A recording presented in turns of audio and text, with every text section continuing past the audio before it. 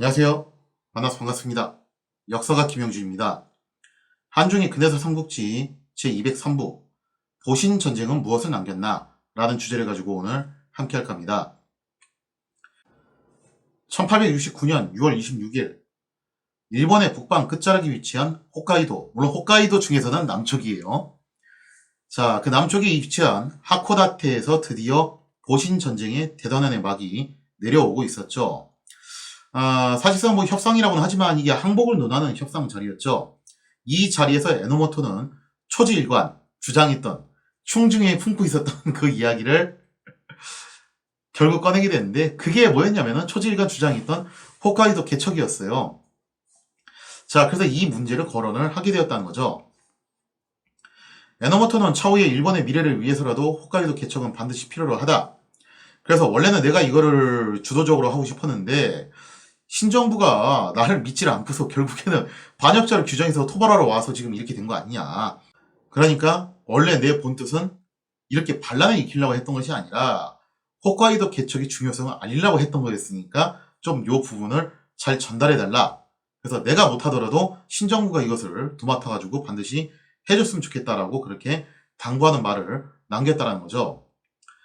여기까지 이제 말을 마친 에노모토는 이런 얘기를 남겨요. 어쨌든 간에 이게 반역으로 규정이 됐으니까 우리는 패장 아니냐? 패장이면 패장답게 여기서 이제 끝내겠다. 그래서 나는 여기서 처벌을 받을 테니까, 할복을 할 테니까 부하들은 사면을 해달라. 이 사람들은 죄가 없다. 내가 꼬드겨서 다 데리고 온 거니까 나 하나만 처벌을 하고 나머지는 사면을 해달라라고 그렇게 요청을 했다라는 거죠. 자, 그렇게 해서 에노모토는 스스로 할복을 자청을 하게 되는데요. 자, 하지만 시종일관 개념 있게 행동했던 에노모토의 모습에 구로다는 굉장히 크게 호감을 가졌다고 했죠. 자, 그래서 이제 구로다가 에노모토의 할복을 만류를 합니다. 그러면서 뭐라고 얘기하냐면은 내가 신정부에다 잘 얘기를 해보겠다. 잘 얘기를 해가지고 당신뿐만 아니라 에조 공화국의 인원들이 모두 사면을 받을 수 있도록 한번 힘써볼 테니까 일단 할복하지 말고 기다려보라는 거예요. 자, 그렇게 해서 이제 구로다가 호의를 베풀어서 일단 에노모토는 목숨을 건지게 됩니다. 이렇게 에조 공화국이 신정부에 공식적으로 항복을 함으로써 이제 옛 막부 세력들은 완전히 소멸되었죠. 물론 여기에 반발하는 사람도 있었죠. 항복해가지고 뭐 들어가봤자 용서받기 힘들 것 같고 좋은 걸 보기 힘들 것 같은 사람들. 그리고 또 이제 그야말로 악밖에 안 나는 사람도 있을 거 아니에요, 그죠? 항복할 거였으면 진작에 아이즈반이나 동북지역에서 항복을 했지. 뭐하러 여기까지 왔겠냐? 우리는 남은 건 이제 악밖에 없다. 그런 사람들, 뭐 신선조, 창의대 이런 이제 일부 잔당들 같은 경우는 이 항복을 역시 거부를 하게 됩니다. 그래서 나카지마 사부로스케를 중심으로 결집해서 최후의 저항을 시도를 하게 되었죠. 뭐 결국 이것도 일종의 라스트 사무라이 시즌2가 되는 건데 이들이 벌인 최후의 저항은 말 그대로 이제 마지막 발악이죠. 사실 이게 저항이라기보다는 그냥 죽을 자리를 찾으러 가는 거예요. 너네 손에 잡혀가지고 사형당하기 싫으니까 전쟁터에서 무사롭게 죽겠다 이겁니다. 자, 그렇게 해서 결국 이 잔당들은 모두 장렬하게 최후를 맞이함으로써 보신 전쟁의 최종장이라고 할 수 있는 하코다테 전쟁은 이제 막을 내리게 되었습니다. 1869년 6월 27일 에조 공화국이 공식적으로 항복을 선언하고 고려가쿠에서 퇴거함으로써 마침내 기나긴 보신 전쟁이 막을 내렸죠. 물론 이 전쟁에서 가장 큰 공을 세웠던 것은 육군 참모장 구로다 기요타카였어요. 그리고 이 구로다는 약속을 정말 잘 지켰는데요. 신정부에다가 에조 공화국의 인원들을 사면할 것을 정말 정성껏 요청을 했다는 거죠. 근데 처음에 이제 신정부 분위기는 그렇게 좀 우호적이진 않았대요. 그래서 다른 사람은 몰라도 에노모토는 무조건 죽여야 된다. 그리고 또 핵심 멤버 몇 명 잡아서 죽여야 된다. 그런 분위기가 굉장히 강했었는데 이때 구로다가 삭발까지 하면서 그때 당시 아직 이제 저렇게 삭발한 상태는 아니었고 일본 특유의 그런 이제 상투머리를 하고 있었겠죠. 그래서 삭발까지 하면서 투쟁을 한 거예요. 내가 이미 그렇게 무사히 명예를 걸고 약속을 했는데 당신네들이 그걸 어기면 어떻게 하냐. 그리고 이 친구 정말 똘똘하고 쓸모 있는 친구다. 한 번 더 제거해주면 안 되겠냐. 자, 그렇게 해서 이 구로다가 정말 성심껏 투쟁을 한 끝에 에노모토를 비롯한 핵심 요인들은 대략 한 3에서 4년 정도 깜빵 생활을 갔다 온 다음에 결국 다시 재기용이 되었다라고 하죠. 그러니까 구로다가 이런 거 보면은 굉장히 이제 신용 있게 행동한 인물인데요. 문제는 이 구로다가 말로가 좀 좋지 않아요. 우리나라하고도 이제 좀 악연이 엮여 있죠. 강화도 조약. 그 체결할 때 왔던 정권 대신이 바로 요 사람이었는데, 이 구로다 그 이후로도 승승장구하면서 가다가 한 가지 문제 때문에 추락을 하게 됩니다. 그게 뭐였냐면은 이 양반이 요게 되게 심했어요. 심각한 알코올 중독자인데 근데 술만 많이 마셨으면 말도 안 하는데 주치 폭력이 그렇게 심했대요. 그러니까 술 먹고 집에 돌아와서 가정 폭력을 일삼는 그야말로 이제 개망나니 같은 가장이었던 거죠. 근데 아이러니한 게 뭐냐면은 이런 구로다가 집 안에만 들어오면 그렇게 속된 말로 술 먹고 마누라 패는 그런 인간이었는데 집 밖에서는 뜻밖에도 여성 인권에 좀 관심을 가졌던 상당히 좀 특이한 인물입니다. 여성 인권 운동가까지는 아니었지만 여성 인재는 양성을 해야 된다. 근데 당시 일본 입장에서 봤을 때는 굉장히 좀 이제 진보적인 생각을 가진 인물이었죠. 밖에 나가서는 그렇게 얘기를 해놓고서 집에 돌아와서 술 먹고 자기 와이프 두들겨 패고 그랬던 인물이니 좀 어떻게 보면 이중적인 생활을 했던 거죠. 나중에 이것 때문에 몰락을 했던 게 뭐였냐면은 이 구로다 와이프가 결국 이 폐병으로 세상을 떠나요. 그런데 세간에는 뭐라고 소문이 돌았던 거냐면은 저 구로다가 술 먹고 집에 와서 와이프를 때리다가 어떻게 했다. 그만 와이프가 맞아 죽은 거 아니냐라는 그런 루머가 많이 퍼졌다는 거죠. 그래서 이게 얼마나 루머가 심하게 퍼졌냐면은 결국에는 와이프 무덤을 파가지고 부검까지 했어요. 진짜 사인이 뭔지. 근데 폐병이 맞다라고 결론이 나오긴 했는데 사람들이 그래도 안 믿었대요. 계속. 저거 술 먹고 와이프 패다가 그럼 와이프가 죽은 거 아니냐. 이것 때문에 구로다가 그야말로 인간 말총 중에 말총으로 낙인이 찍혀가지고 완벽하게 정치 권력에서 배제되는 그런 좀 이제 비극적인 운명을 맞이하게 되었다라고 하죠. 자, 아무튼 그거하고 별개로 구로다가 에노모토하고의 했던 이 약속, 거기에 대한 이제 신뢰를 굉장히 이제 끝까지 지키게 되는데요. 결국 이제 신정부도 생각을 좀 바꿉니다. 에노모토가 뭐 똘똘하다 그런 것도 있거니와 또 중요한 게 뭐냐면은 홋카이도 개척은 결국 하기는 해야 되거든요. 근데 그거를 에노모토한테 일임하는 게 아니라 신정부가 주도를 해서 하겠다라는 건데 근데 어쨌든 거기에 투입돼야 될 인력이 있어야 되잖아요. 그리고 현장 실무자도 있어야 돼요. 그런 걸 놓고 봤을 때 결국 에노모토와 이때 이제 에조 공화국의 잔당들이 나름 쓸모가 있을 거라고 생각을 했던 거죠. 그래서 에노모토를 비롯한 핵심 요인들은 대략 한 3에서 4년 깜빵 생활을 갔다 오고 나머지 인원들 사면해가지고 이 홋카이도 개척에 투입한 쪽으로 방향을 바꾸게 됩니다. 이렇게 해서 에노모토는 여기서 살아남게 되고 그 다음에 이제 막부 전습대를 이끌었던 오토리도 역시 살아남아서 나중에 우리나라에 대사로 이제 파견이 돼서 하여튼 한국사하고 좀 많이 엮이는 인물이 또 오토리였죠. 자, 이렇게 해서 이제 신선조 같은 그런 이제 강성 집단들만 완전히 소멸을 하게 되고요. 나머지 인원들은 이렇게 목숨을 보존을 하게 됩니다. 이로써 1년 반 동안 일본 전역을 휩쓸고 지나간 보신 전쟁은 마무리가 되었습니다. 이 보신 전쟁은 어떻게 보면은 천하를 두고서 벌인 결전이었죠. 세키가라 전투처럼 진짜 단 한판 승부는 아니었지만 그 못지않은 비중을 갖고 있는 굉장히 이제 천하의 패권을 둔 중요한 전쟁이었습니다. 근데 그런 것 치고는 전사자 수가 그렇게 많지는 않았어요. 10,000명이 채 되질 않았는데 비교적 약소한 편이었죠. 이게 중국에서 일어났던 태평천국 전쟁 같은 거 보면은 전투 한 번에 몇만 명이 갈려나가는데 그거에 비하면은 정말 사이즈가 비교적 겸손한 편이라는 거예요. 왜냐면은 이게 보시면 계속 아시겠지만 당시 일본이 서양식 식무기로 무장을 하면서 군대 규모가 줄어요, 사실은. 옛날처럼 몇만 대군 이렇게 동원할 수가 없었고 몇백 명에서 1, 2천 명 가지고서 싸우는 그런 전투가 보통이었기 때문에 전사자 수가 그렇게까지 많이 나오지는 않았겠죠. 하지만 이것은 전쟁터에서 전사한 병력의 수일 뿐이고 보신 전쟁의 실제 참상은 다른 곳에 있었습니다. 바로 전쟁 기간 내내 자행되었던 정치 보복과 민간인 학살이 그것이었다는 거죠. 자, 이 보신전쟁 기간 내내 도막파하고 조막파는 서로 피로 피를 씻는 그야말로 피의 보복을 벌이게 됩니다. 이 악순환은 전쟁이 끝난 후에도 한동안 지속이 됐어요. 주로 이제 도막파들이 조막파들을 학살하는 그런 쪽으로 가게 된 거죠. 특히나 미토본 같은 경우가 어떻게 보면 메이지 유신에 신호탄을 쏘아 올린 번이었는데 그럼에도 불구하고 나중에 메이지 유신 때 별다른 지분이 없거든요. 그 이유가 뭐냐면은 이 동학과 정학파 간의 그런 피를 싣는 복수열전이 너무 지나치게 과열되는 바람에 미토본 같은 경우는 영향력을 완전히 상실해버렸다는 거죠. 이걸로 번의 성장 동력이 끊겼다는 거예요. 자, 그러면서 이제 동북 지역의 경우 수많은 고을들이 전쟁의 참화를 입게 되면서 초토화되었고, 또 이 전쟁 통이 아무래도 약탈, 방화 이런 것들도 많이 벌어지게 되었고, 그러다 보니까 필연적으로 질병과 굶주림도 동반을 하게 되죠.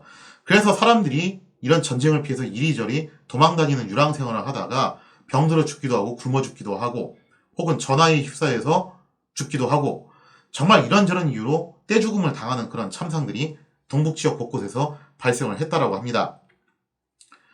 당시 동북 지역이 입은 전쟁의 피해가 얼마나 컸냐면은 이곳이 전쟁의 상처를 아물고 원래 모습으로 돌아갔는데 거의 반세기 정도 걸리게 돼요. 그러니까 20세기 와서야 가까스로 이제 정상 회복을 하게 되었다는 거죠.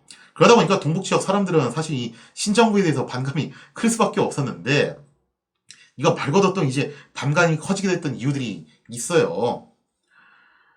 이 동북 지역 같은 경우 이제 유달리 피해를 많이 입었던 이유가 옛 막부 세력하고 신정부군이 양자가 모두 이 동북 지역에서 온갖 분탕질에 토색질에 이런 걸 하고 다녔습니다. 옛 막부 세력 같은 경우는 신정부하고의 전쟁을 대비해서 계속 자본이 필요하잖아요. 그 자본을 구하기 위해서 막대한 세금을 쥐어짰어요. 원래 일본이 좀 세율이 높아요.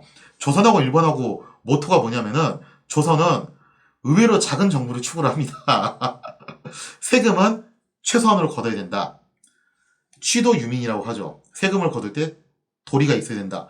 그래서 최소한의 세금을 걷자. 그럼 조선 사람들이 행복하게 살았냐? 그건 아니었던 게, 최소한의 세금을 걷어서 최소한의 비용으로 운영을 하자인데 그게 잘 안 돼요. 갑자기 뭐 병인양요가 일어났다. 그러면은 조총도 제작하고 화포도 제작하고 성벽도 수축하고 그러잖아요. 그거 어디서 나오겠어요? 최소한의 세금만 걷어서는 그게 안 되죠. 그럼 특별 세금을 계속 걷는 거예요. 그래서 조선 같은 경우는 뭐 틈만 나면 특별 세금을 걷어가지고 이게 알고 보면 세율이 장난 아닌 나라가 됐는데, 그럴 거면 차라리 정식으로 세금을 그렇게 걷던가. 근데 또 그러긴 싫으니까 끝까지 이제 자신들 그 원칙을 지킨다고 정식 세금은 작아요. 근데 그 이상으로 걷어들이는 특별 세금이 많았어요. 흔히 이제 한국사 교과서에서 말하는 무명 잡세죠. 이름도 잘 모르는 온갖 잡세들을 무지하게 걷고 살았던 나라가 조선이었습니다. 그리고 일본 같은 경우는 이런 무명 잡세가 없었어요. 대신에 정말 살인적인 세율을 적용을 했다는 거죠. 일본 모토는 그거예요. 일반 백성들이란 죽지 않을 만큼은 쥐어짜면 된다. 그래도 진짜 간신히 숨만 쉬고 살 수 있는 양만 남겨놓고 나머지를 싹 다 빼가는 겁니다. 그래서 결국에는 조선이나 일본이나 사람들 사는 거는 빡빡하긴 마찬가지였죠. 조선은 법대로만 하면은 원래 널널하게 살 수 있는 건데 법대로 안 되니까 문제인 거고, 일본은 법대로 하기는 한데 그 법이 살인적인 거고. 아무튼 그래서 이제 이 옛 막부 세력들이 여기서 신정부와의 전쟁을 대비해서 막대한 양의 세금을 뜯어가면서 사람들이 이제 도탄에 빠지게 되는데요. 그래서 신정부가 동북 지역 백성들에게 이런 홍보를 하고 다닙니다. 만약에 우리한테 협조를 하게 되면 어떻게 하겠다? 세금을 반으로 깎아주겠다. 어서 들어본 얘기인데? 네, 맞아요. 적고대가 했던 거하고 똑같은 그런 홍보 전략을 여기에 와서도 썼다라는 거죠. 자, 그럼 여기서 이제 감자 보신 분들이 계실 텐데요. 이 약속 지킬 수 있을 것 같아요? 없을 것 같아요? 택도 없는 약속이죠, 이게. 적고대 사건에서 알 수 있다시피 애초에 이게 실현 불가능하거든요. 그냥 마구잡이로 던진 말이에요, 그냥. 결국에는 이게 효과를 보기는 보는데, 과중한 세금으로 인해서 고통에 빠지는 사람들은 일단 신정부의 약속을 믿고서 좀 반신반의했을 거예요. 자기들도 저게 정말 저렇게 될까. 근데 어쨌든 그렇게 해준다고 하니까 지금 상황이 너무 힘드니까, 그래서 결국에는 신정부를 지원하는 사람들도 많이 늘어났다는 거죠. 자, 그리고 당연히 신정부는 전쟁이 끝난 다음에 이 약속을 지킬 마음이 없었습니다. 화장실 들어갈 때 다르고 나올 때 다른 법이죠. 아니, 신정부 입장에서는 지킬 수가 없는 게, 전쟁 끝나고 난 다음에도 근대화 정책을 추진하다 보니까 이제 제국주의 반열에 오르기 위해서 더 많은 돈이 필요하게 된 거예요. 그러니 이런저런 명목으로 오히려 이전보다 더 많은 양의 세금을 뜯어가기 일쑤였다는 거죠. 더군다나 동북 지역은 이제 신정부가 정복한 지역이잖아요. 따지고 보면은. 그러니 대우가 더 나쁠 수밖에 없어요. 이건 말고도 문제는 또 있었는데 동북지역이 끝난 후 열번 동맹에 참여했던 번들은 굉장히 가혹한 처벌을 받았습니다. 아이즈방 같은 경우는 아예 그냥 번정 자체가 갈려나갔죠. 하지만 하급 실무자인 각 촌락에 있었던 관리자들, 뭐 이제 촌장급에 해당하는 사람들은 별다른 처벌을 받지 않고 계속 기용이 됩니다. 얘들까지 교체하기는 힘들잖아요, 그죠? 자, 근데 본래 이 사람들은 그동안 이제 옛 막부의 주군 노릇을 하면서 백성들의 고요를 쥐어짜던 부패한 토호들이었습니다. 근데 이제는 신정부로 주인이 바뀐 거죠. 근데 주인이 바뀌었으니까 새로운 주인한테 잘 보여야 되잖아요. 그러니까 신정부의 수종 노릇을 하면서 열과 성을 다해서 충성 경쟁을 하는 거예요. 여기서 말하는 충성 경쟁이 결국 뭐겠어요? 얼마나 더 세금을 잘 뜯어오냐 그거겠죠. 자, 이래저래 동북지역 백성들은 신정부가 자신들한테 했던 약속도 지키질 않고 거기다가 옛 막부 세력보다 더 악랄한 방식으로 착취한 수탈을 거듭하고 있다는 겁니다. 당연히 화가 날 수밖에 없죠. 자, 그러면서 결국 동북지역 각 지역에서 들고 일어나게 되는데요. 분노한 동북지역 백성들은 곳곳에서 무장 봉기를 일으키게 됐고 이 때문에 동북지역은 한동안 소요 사태가 계속 일어나게 됩니다.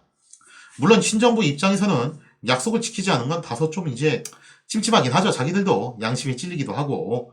하지만 그렇다고 해서 이러한 밀란을 좌시할 수는 없었겠죠. 자, 결국 신정부는 아예 동북지역을 반역향으로 쏴잡아서 몰아붙이기 시작을 합니다. 이제 방귀 낀 놈이 성낸다고 역으로 이제 적반하장으로 나오는 거죠. 그러면서 민중 봉기에 대해서도 시종일관 강경한 진압으로 일관했다는 거죠. 이렇게 해서 동북지역은 전쟁에서 패배한 그 대가를 아주 혹독하게 치르게 됩니다. 전화로 인해서 곳곳이 황폐화되었을 뿐만 아니라 신정부에게 반역향으로 찍혀가지고 차별과 냉대를 받았다는 거죠. 이게 보신전쟁이 남긴 상당히 씁쓸한 모습이에요. 그래서 이 동북지역 사람들은 아무래도 민심이 좀 이제 신정부에 대해서 우호적이지 않았는데 사실 참 얄궂게도 여기서 태어난 유명한 인물이 있어요. 2차 세계대전의 전범이었죠. 바로 도조 히데키가 이 동북지역 출신입니다. 자, 아무튼 간에 이제 요게 이제 보신전쟁이 남긴 것 중에 하나 어두운 면이었고 그럼에도 불구하고 이 보신전쟁을 우리가 간과하면 안 되는 게 뭐냐면요. 이 보신전쟁을 수행하는 과정에서 이러한 부분들이 완성이 돼요. 그동안 신정부라고 말은 하지만 이게 사실은 위태위태한 서남 웅번들 합체 로봇이었잖아요. 근데 그 합체 로봇, 이 연합체제가 이제야 비로소 이 전쟁을 수행하는 과정에서 일본을 대표하는 어엿한 하나의 정부로 거듭났다는 거죠. 이것은 분명히 눈여겨볼 만한 부분이라고 볼 수 있겠습니다. 자, 그리고 신정부는 이 동북지역을 정복하는 과정에서 옛 막부 세력뿐만 아니라 민중 소유까지 진압을 해야 되다 보니까 아무래도 강력한 군사력에 의존할 수밖에 없게 됩니다. 그러면서 신정부는 이때부터 계속 뭐에 집착을 하게 되냐면은 더 강한 군대가 필요하다. 특히 강력한 육군 전력이 필요하다. 섬나라인데도 불구하고 강력한 육군 전력이 필요하다는 것은 이런 내전을 진압할 용도로 막강한 육군력을 계속 키울 필요가 있었다는 거죠. 그리고 나서 이제 내전이 어느 정도 진압이 되면은 이 막강한 육군력을 어디다 쓰겠어요? 쓸 데가 하나밖에 없잖아요, 그죠? 그래서 어떻게 보면 이 동북 지역을 정복하는 과정은요, 앞으로 이 신정부가 어떠한 방향으로 나가게 될 것인가를 보여주는 사전 예고편이라고 볼 수 있는 그런 부분도 있겠다라고 할 수 있죠. 자, 이렇게 해서 보신 전쟁이 마무리가 됐습니다. 그리고 나서 구체제가 무너지고 드디어 새로운 체제가 오게 되니 그 시대가 무슨 시대냐면은 여러분들이 너무너무 잘 알고 있는 메이지 시대가 도래하게 되었죠. 자, 다음 이야기는 드디어 새로운 시대, 메이지 시대가 열리는 그 이야기를 함께 다뤄보도록 하겠습니다.